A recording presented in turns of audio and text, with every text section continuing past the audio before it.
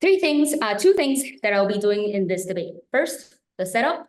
Second, two arguments, which are first, why should family have the right to sue? And second, if we or the families are able to sue, the National Health Authority would do more research and develop and delve more into those infectious disease.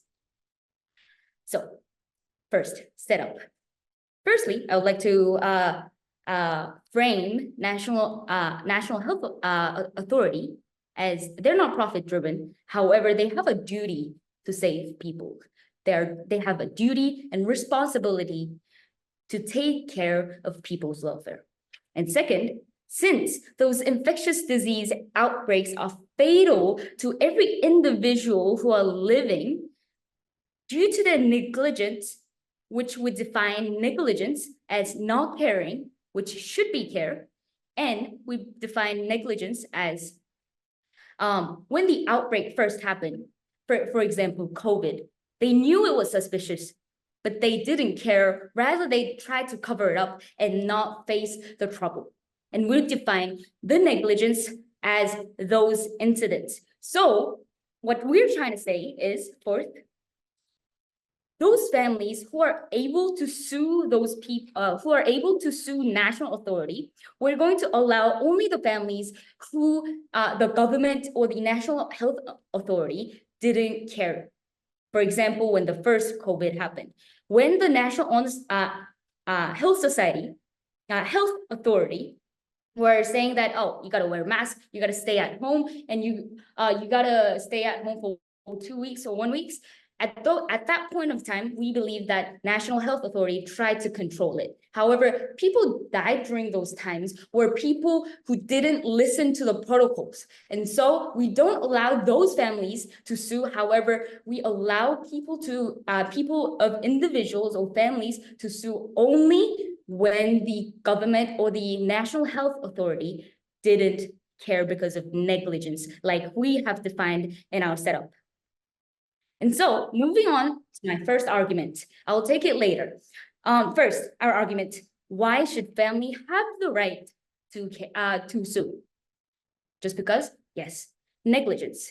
Because we have the relationship with the government because we pay taxes, since National Health Authority are not profit driven, meaning we pay taxes.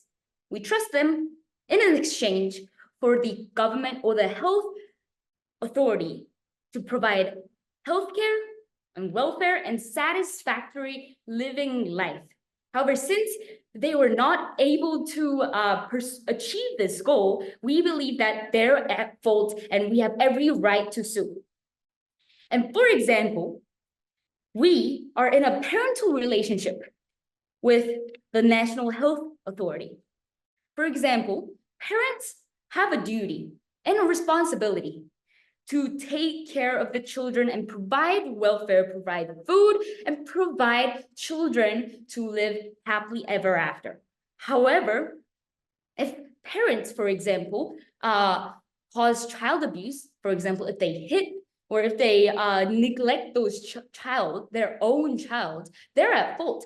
Those parents can be sued. And we believe that it's the same case for these occurrence as well. We believe that these outbreaks of the families who were detrimentally impacted because of the negligence, meaning that who were trying to cover it up, we believe that those families have the right to sue those national health authorities. Yes, I'll take your POI right now.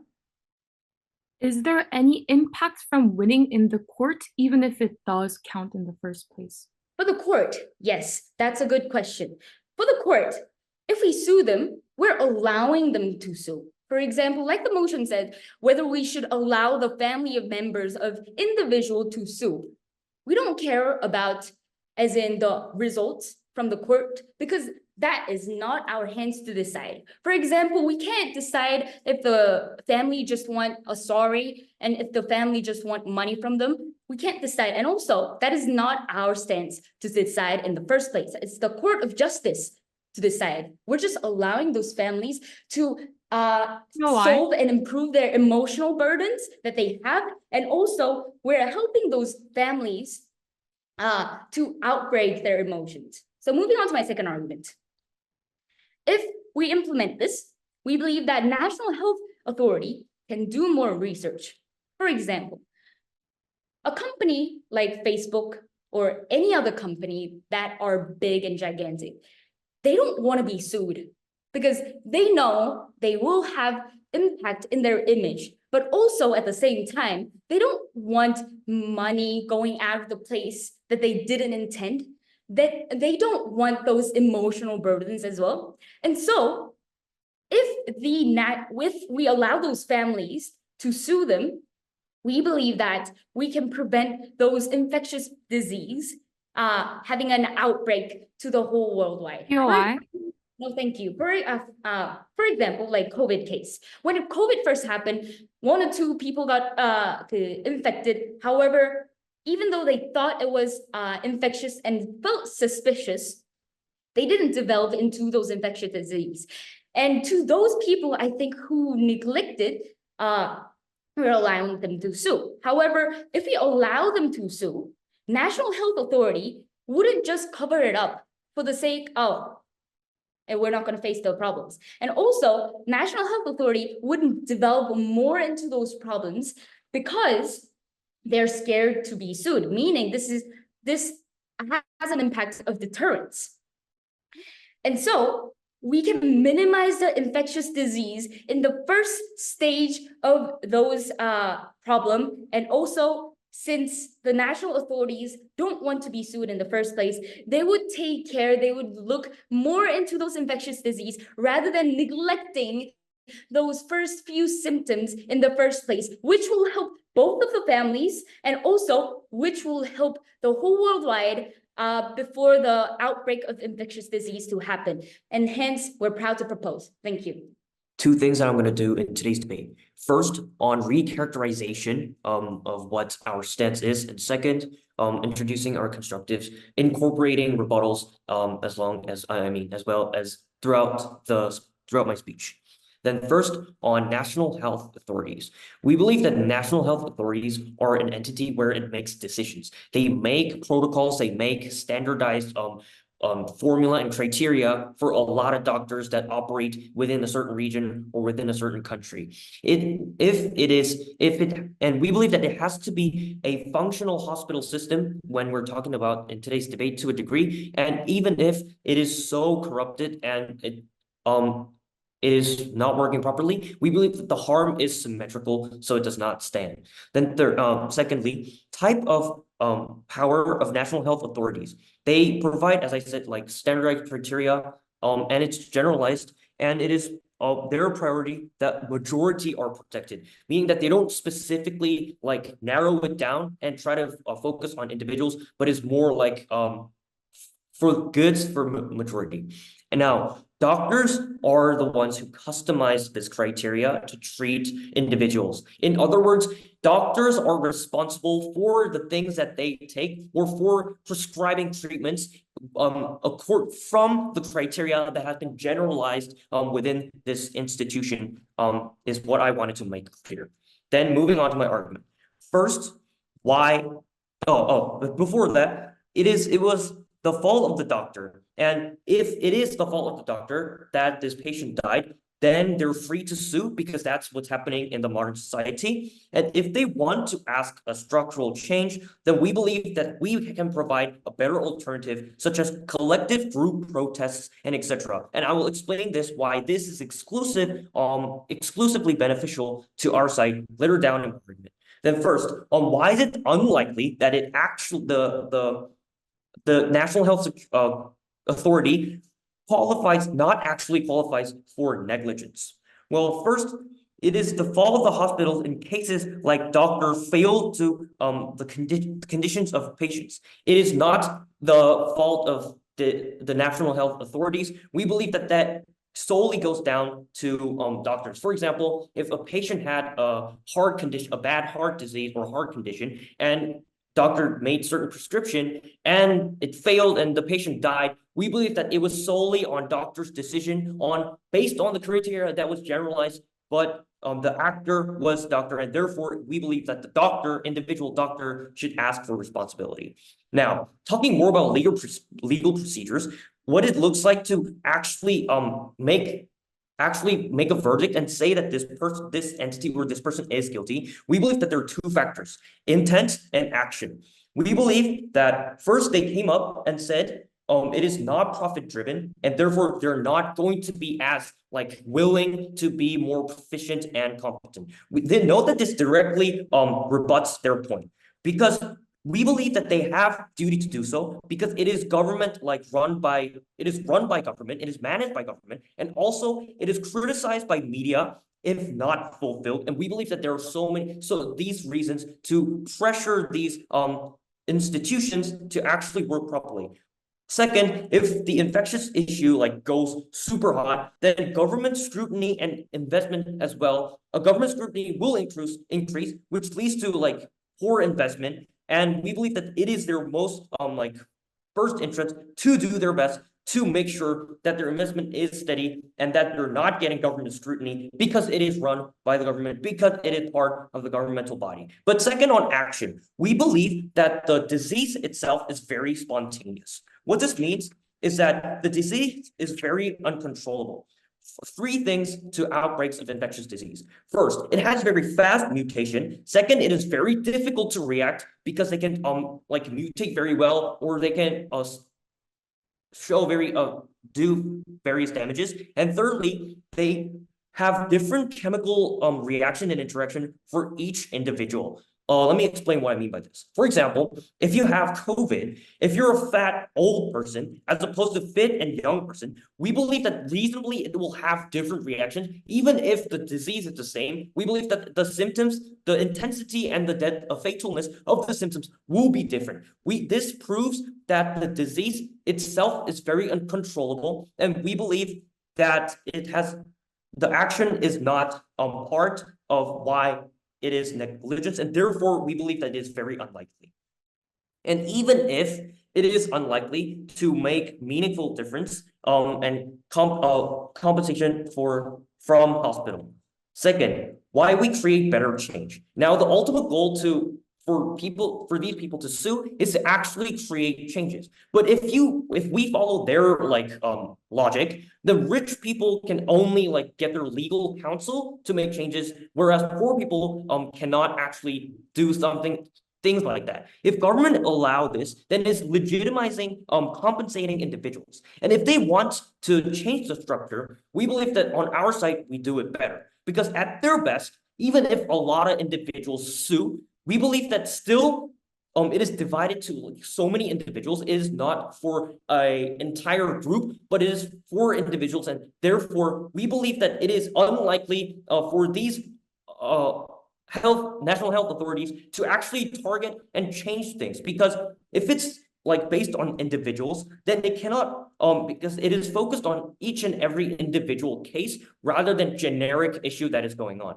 So why then our alternative does better? Because it encourages collective engagement, and second, it generalizes for many people, which brings structural change, and therefore it facilitates these prescription and these things that were happening. So let me compare it to you.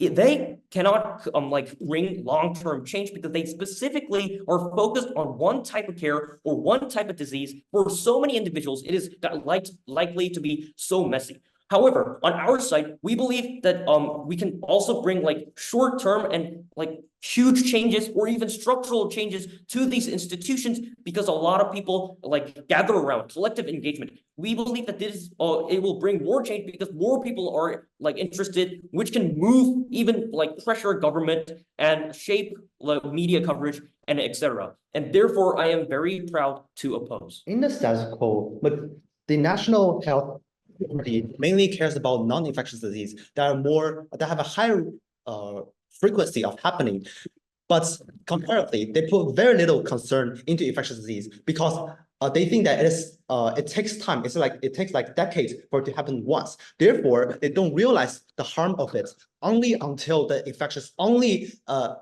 outbreak after it happened. Therefore, which lead to millions of lives dying.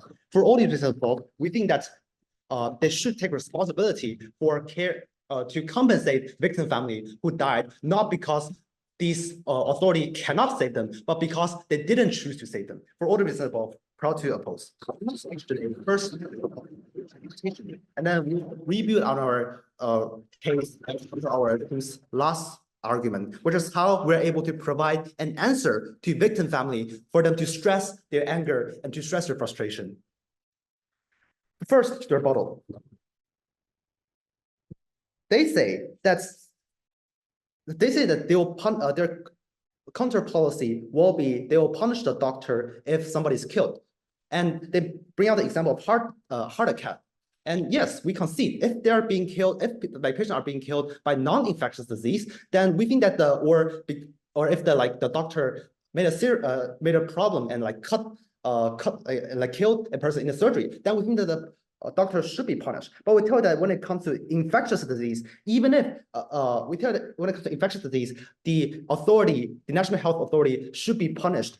They have a responsibility as well. Why? Because we tell you that doctors have to write a report for every patient they wrote. And later, and we tell you that if the table or if they're required to write isn't specified to the extent that includes infectious disease, or that is clear enough that includes infectious disease, which is happening in the status quo, then we think that's it is the National Health Authority's fault. Why? Because they're the one who created a table. They're the one who created a policy about what doctors should write and what doctor need to write.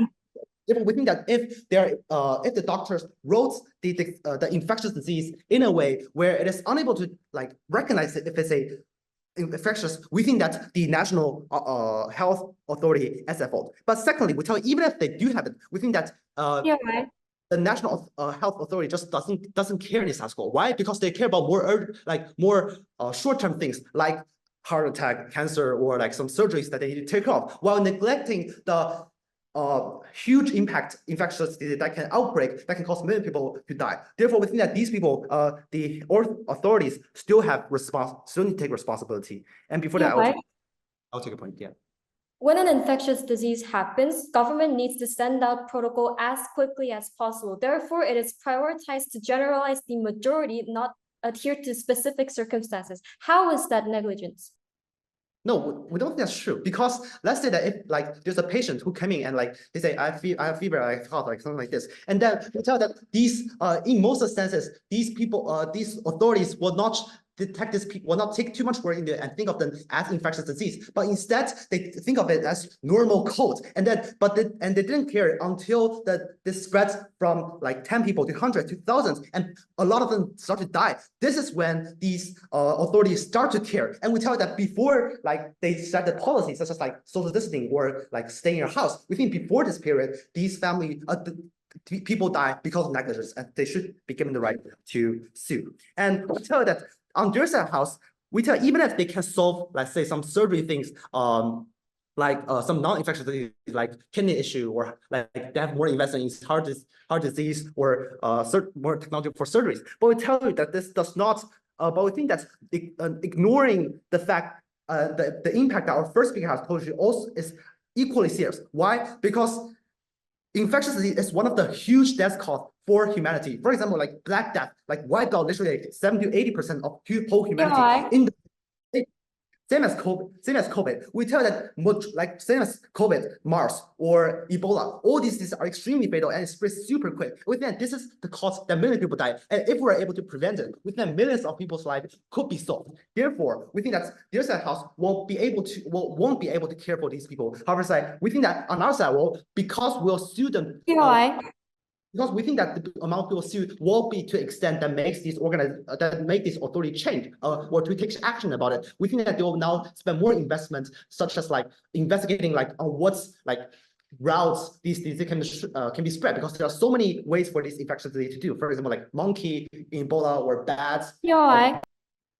Or I don't know, foods, cow, anything. Therefore, but the thing we tell you is that we can have more investment into investigating how these infectious disease emerge, which we think is effective when it comes to stopping them. But at the same time, within our side, we'll still have, even though we have less care, but we think we'll still care about non-infectious disease. Therefore, we think that our side role, we're able to prevent and mitigate both kind of diseases. And therefore, we think that our side will people more. Now, moving to our third argument, which is how our side is able to give an answer to victim family. We tell that when someone committed a crime, we need to give punishment to this person, or we need to at least give compensation to the victim family. But we think this is not being fulfilled on team opposite side. Why? Because we tell that National Health Authority are the one to blame. Why? Because first, they're the only one who are able to diagnose the disease. Why? Because we think that victims, they are not doctors. Like they cannot just diagnose correctly themselves for them to have, like, they don't know that they have infectious disease. But secondly, even if they're a doctor, we tell they don't have the good technology or the advanced technology to know that if they have this sort of fatal infectious disease. Therefore, we tell that with all the investment, with all the capital, the technologies, National Health Authority is the only one who are capable when it comes to determine the diseases of these people. But we tell that by focusing on investment, on their side, when they focus on investment on non-infectious disease like kidney or heart attack or cancer, we tell that they are not treating everyone equally. They're not treating the one who got infectious disease equally as the one who got non-infectious disease. Therefore, we think that victim family, therefore, if they are being killed by these, we think that they are also being the National Health Authority as the accomplices who killed this, who also didn't care about these people. Therefore, we think that these victim family should have the right to sue these people. We think that regardless of these victim family will get the money or not, we think that by being able to sue them and by being able to stress their frustration and their anger to the person who didn't, who are the one in charge of this event, we think that we give a proper answer and serve a better justice to victim family. For all these reasons, I'm proud to propose. After 3 speeches from proposition, we still don't hear what exactly these individuals will be suing for. The whip herself even says that we don't know what they would want, and this is exactly why proposition loses this debate. First clash I want to talk about is the legitimacy of suing the national health authorities. Note that prop makes what exactly people sue for very, very unclear from the beginning. Then, is it likely that national health authorities really committed negligence? We told you 2 criteria to qualify for negligence. 1, intent, and 2, action. On intent, their characterization on how lethal these infectious diseases are is exactly the reason why it is likely that national health authorities are likely to have cured. B, because a lot of budget is directed to it, because it gains so much attention, it is likely that there was accurate prioritization of resources. And C, public criticizes when national health authorities do not act, so there is already many layers of inherent media check and balance. And lastly, D, judge, it is unforeseeable that what symptoms of cold were COVID. Specifics cannot be predicted. We cannot punish people from acting on what was unforeseeable.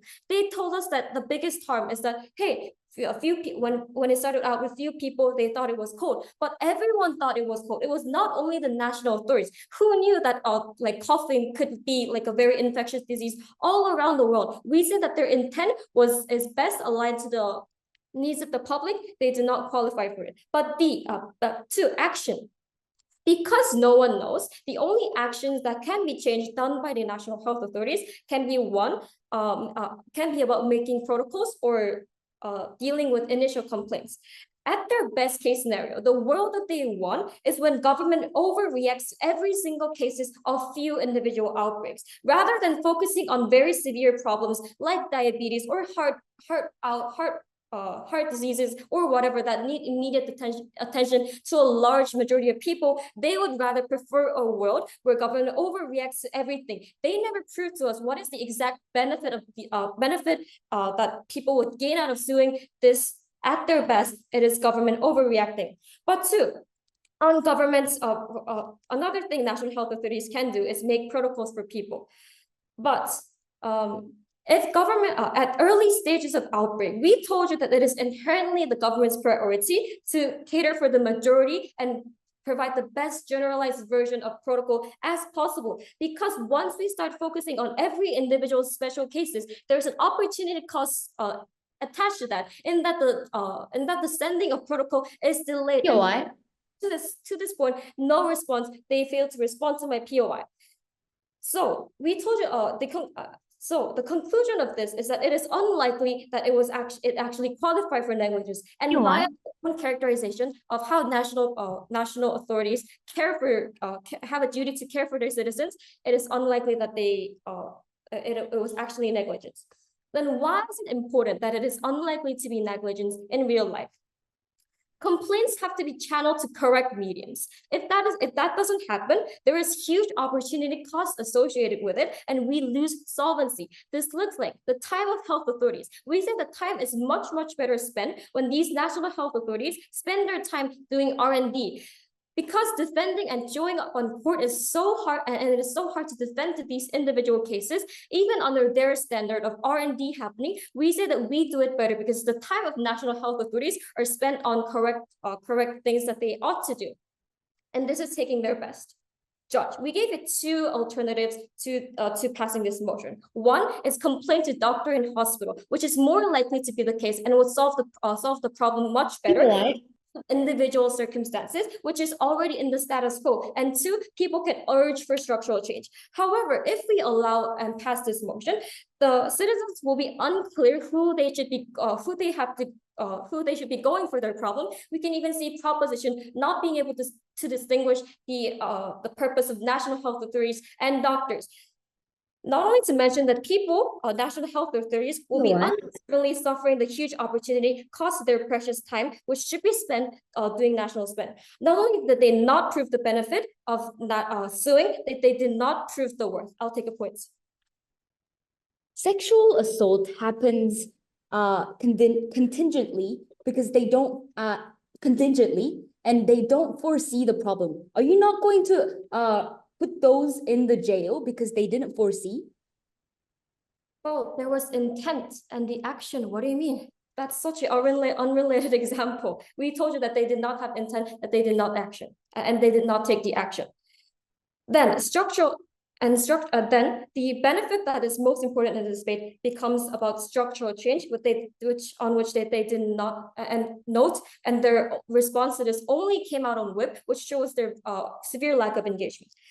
We characterized from the beginning who is likely to be the people that that will be able to sue these national authorities.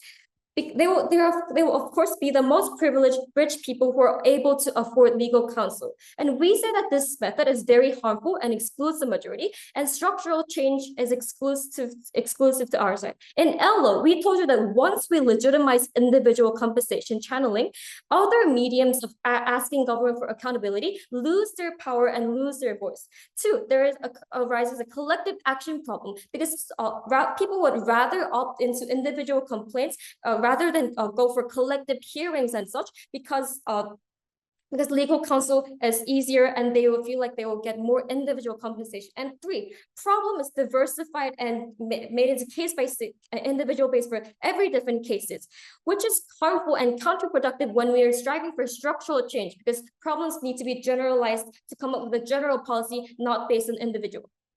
On a comparative, our comparative was collective groups protesting, scheduling hearings, and this is only going to happen when individuals are not given the choice to resort to other mediums. And we say that the extent of this harm is great because the people who will be left out under our side of the house, under their side of the house, are the minorities who will not be able to afford legal counsel. Okay, so at the end of the day, we channel complaints to accurate sources, and we prove to you why we create structural change that is exclusive to our side and is inclusive to everyone who may not be able to afford legal counsel. Proud to oppose.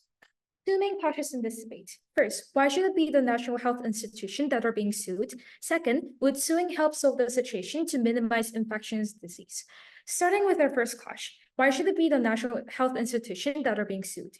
The opposition had stated that hospital and doctors should be responsible, not the National Health Institution, and how they have public scrutiny and how they should use standards protocol rather than focusing on minors, and how diseases are uncontrollable, so the National Health Institution should not be sued. Few rebuttals. First, no, this is the fault of NHA. The hospital and doctors are responsible for non-infectious diseases. What doctors and hospital can do is when they find something suspicious, they have a duty to report to the National Health Institution, and National Health Institution, after getting the report, should create actions with the information that they got from the hospitals and the doctors. But what they did in our side is that they did not create any action, even when they know the fact that it is suspicious. Because the reason why it is so important for National Health Institution to create actions is because hospitals and doctors cannot create national decisions or protocol policies. It is the power of National Health Institution that citizens gave to the institution, believing that they can fulfill the duty to create actions and create decisions that can help to stop the outbreak of diseases.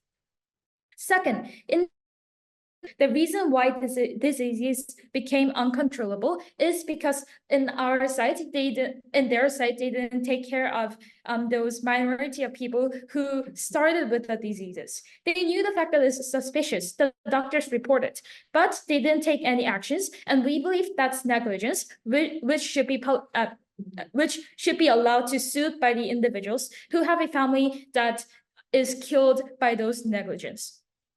And third, they keep talking about how they have those important standardized protocol that feed majority rather than focusing on minority. But in our side, where we only have few people who start with the infection, we believe that there's not much people who suffer from the infection in the first place, because it's the beginning of the infection, and we can control and we can cure them if we start to create decision and start to make actions to prevent further more outbreaks. But in their side, they're neglecting the first few people who are suffering from this infection, which will not allow them to prevent the further outbreaks of infections. And that's why in their side, it's uncontrollable. You know why? Yes. What would be the exact incentive for national health authorities to not take action if the disease was suspicious in the first place? First, they will believe that it's the same as other cold or other minor diseases that are not fatal, that are not that of a big deal. But the fact is that is exactly what happened to the COVID-19. The government thought it is not that important. The government thought they can just cover it up, but believing that is same as other minor small diseases. And that's why the few people who started with the infection didn't get proper care, and they didn't know how to deal with it because the government had any protocol. No, thank you. As our PM had already stated, we're only talking about the situation where the government did not provide any protocol, where the government did not take any actions yet, and believing that the infection is not much of a deal. The reason why it should be the National Health Institution that are being sued is because the National Health Institution have a duty to take care of those sick infectious people, and they have gained the trust and they have gained the taxes that people pay, believing that they can fulfill the duty that they have. Moving on to our second question, would suing help solve the situation to minimize infectious disease? The opposition had stated suing is not the solution because they don't have any structural change, because they cannot focus on only one, but they have to say the majority. Few rebuttals. First, saving majority is important, but this is not mutually exclusive. When we take care of the first few suspicious patients, we can prevent further infection and save the majority. The reason being is that if we focus on curing and creating protocol in the first place, we don't have to deal with those uncontrollable disease that happen afterwards. the most important thing when infection happen is to create actions right from the first place. But that's not how it works in the status quo. That's why we need to allow people to sue the National Health Institution, so that in the future they'll know the fact that they have to create decision and they have to create protocols in the first to prevent any further more infections. And second, they have stated about how our side cannot create structural change. First, this is not actually true because our DPM had already stated about how allowing to sue will make National Health Institution to know the fact that they will be sued again if they don't act properly. So they will have more incentive to create proper protocol and proper way to solve those infections in our side. And second, even if this is not true, our side will just allow the rights of people to sue the National Health Institution rather than expecting for structural change. What we're doing is when you lose someone you love and all you can think about is compensation for sadness and their emotional trouble. It is not that they want structure change. We don't know if they want structure change or if they want sorry or if they want money to compensate themselves. That is a hand of the courts to decide. And what our side is doing is just allowing and giving the right of family to sue the National Health Institution so that the court can decide what the family wants and what the National Health Institution can do to solve the problem that the family had suffered. Our side prevents future negligence. Our side further invests in National Health Institution, as our PM stated, how it gives a chance to solve the emotional burden. And this is a unique benefit because their sides do not allow the family to have a chance to solve the emotional burden. Thank you. When your kid performs bad in school, you talk to the homeroom teacher, not the principal of the entire high school. We believe that them are the parents who blame on the entire principal. We believe, and thus losing out on the practical changes that they have, especially underscored as the key problems here. In my speech, I'm going to do two things. First of all, weigh through all these kind of values and comparatives in my rebuttals, and second, on our last constructive argument. So talking about rebuttals, we first talk about how there is a duty to protect the health of citizens for the national health authorities, and they have failed on this. But the action of allowing to sue is rather jurisdicting on whether there is guilt, whether there's responsibility to the outcomes of the death of the individual victim. And to this, we talked about two specific criteria that we judge on the criminal system, justice system on spaces, which they have not disengaged on. The first of all is the unlikelihood and the intent of these authorities. We have four layers to this. First of all is the moral duty. Just as how we trust court judges to be fair, just as how we trust journalists to speak the truth, we trust national health authorities to uphold their very obligation embedded in the social contract of having the job in the first place. They have not told you or mechanized in any whatsoever how these type of social contracts will be broken in the incentives that they have. The only comes from their second speaker talking to us about, hey, this is not an important problem, so they would not focus on this. But this is a simple contradiction because as they have described the impeding urgent harm of the infectious diseases and how detriment it is, these individuals in the national health authorities would have the incentive to do so because under their characterization of how lethal the infectious diseases can be, it is likely that these authorities would have the incentives to focus on that.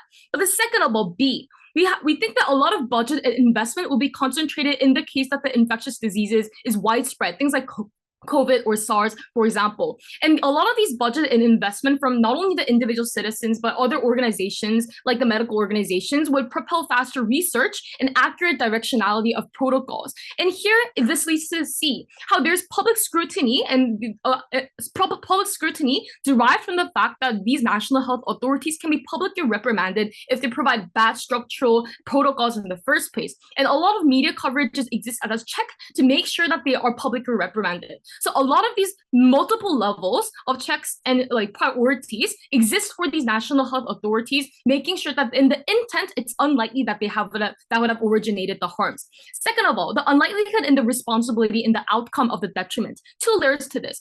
First of all, the problem in the status quo is exaggerated. We have seen a lot of positive cases. For example, in South Korea's responses have been globally appraised of how well the protocols are set in a very fast manner against corona in the past. But B, we also think that the problem in the status quo is unsolvable on either sides of the case, especially if the only type of harms that they're describing is the short-term harms. Diseases are uncontrollable in the first place, just as how COVID wasn't. It came from like whatever the global world.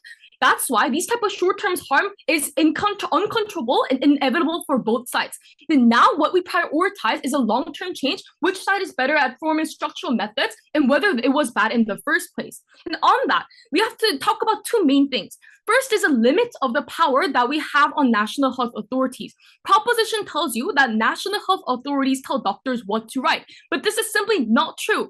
These individuals and the health authorities are not doctors or not hospitals like meeting firsthand with the diagnosed victim, or which means that they don't know about what type of like specific customized condition or circumstance the patient is in, which means that these national authorities are more likely to provide protocols that are standardized to the general audience, standardized to the net age, for example, having no diabetes, being like very like healthy in the 20s or 30s.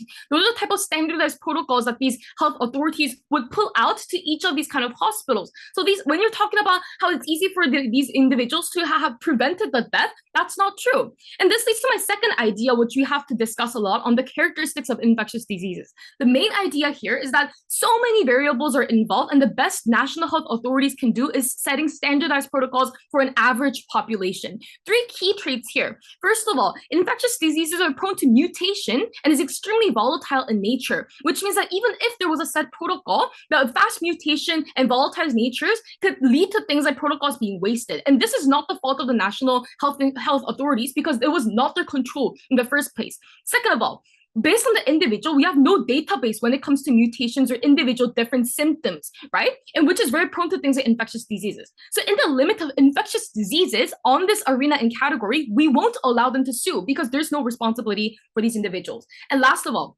it's different based on prior individual health circumstance. If you were an old man in your 70s with diabetes and previous heart stopping rates or whatever that is, you're more likely prone to going to die if you have this infectious disease compared to a young person in their 20s or 30s with a healthy body. These type of individual customized changes and individual centralized differences will lead to things like differences in the hospitalities and the diagnosis that we give. Therefore, it's not the responsibility or the role nor the capability of national health authorities to infringe in these type of customized individual references or diagnosis in the first place to prevent them from dying. So rather, our counter model was if there was something problematic with this individual choices and decisions, that should rather go into the fault of the doctor, fault of the hospital for not accounting for the previous patient's past backgrounds. Those are the type of logical kind of the mentalities that we should go through. Lastly, I took my POI on the impact of suing. They told us, hey, we don't care about the results of suing. But listen to the strategy was rather entertaining for me. In the first 3 minutes of PM's speech, she described how the problem in the status quo is too dire and structural medical systems have even led to the deaths of civilians. But two main points here. First of all, if their characterization is true, how are they solving this problem by merely allowing individuals to sue? No mechanization whatsoever. Second of all, when they tell you that results don't matter and it's fine for family members to lose because they're only caring about allowing to sue, how will they achieve any form of structural change that they desire? My point to the panel is that the type of metrics that we have provided in our previous speaker on the structural changes of suing or protesting or creating these type of public metrics of communication, advocacy, those are the type of structural change that we'd rather go for if there was a problem in the first place, which we don't believe is true. And so in general, in a worst case, we believe that efforts for structural reform is much more important than individual compensations that derive out of suing. In the moment that they don't care about the outcomes of the suing, they lose out in the debate and the impact. Thank you. Every national health authority from every country initially thought COVID was just a variation of cold or a minor disease at the very beginning, initially. Then panel, the ideal world of opposition's euphoria is where all national health authorities are sued for late response. The reason for inadequate response, but however, in the very beginning is the lack of precedents experiencing such a long-lasting global epidemic. Simply, our awareness of infectious diseases was low. And this is not to blame on national health authorities, and we have given you a plethora of reasons in our previous speakers with lack of engagement from proposition, but we still did give you a lot of reasons for that. Then in my reply speech, what should I do? I'll answer 3 key questions here. First of all, why is the action of even allowing to sue, the performance of suing itself, a harm on their side of the house? Our whip clearly told you that this leads to division of state budget, resources, and manpower that could rather be channeled into areas like R&D, research and development, vaccine productions, and etc. And note here that in a lot of the cases, the competence of the national health authorities in the COVID was mistaken as their fastness or their or the production of vaccines. And note this is different.